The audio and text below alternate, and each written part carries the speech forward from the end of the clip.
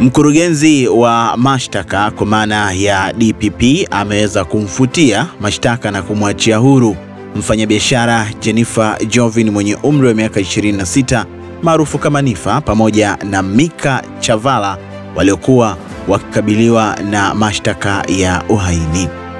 Uamuzi huo umetolewa leo Disemba 3 mwaka 2025 na hakimu mkazi mkuu wa mahakama ya hakimu mkazi Kisutu jijini Dar es Salaam Aaron Lyamuya, baada ya wakili wa serikali Titus Aaron kuieleza mahakama hiyo kuwa DPP hana nia ya kuendelea na mashtaka dhidi ya washtakiwa hao wawili.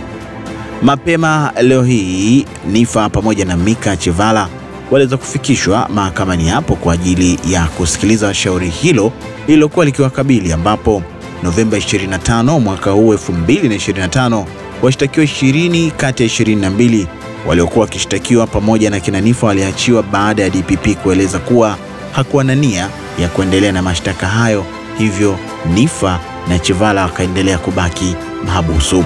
Ikumbuke kuwa wawili hao walikuwa wakitakiwa kwa makosa mbalimbali ya uhaini, ambapo katika shtaka la kwanza walidaiwa kwa nyakati tofauti mnamo Aprili mosi mpaka Oktoba 29 walikula njama za kutenda makosa ya uhaini, ambapo kwa nyakati tofauti katika jiji la Dar es Salaam walikuwa chini ya utii wa Jamhuri ya Muungano wa Tanzania, walitengeneza nia ya kuzuia uchaguzi mkuu wa mwaka 2025.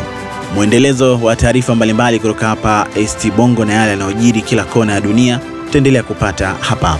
Usisahau kulike, share na kusubscribe YouTube channel yetu at ST Bongo. Mimi ni Kevin.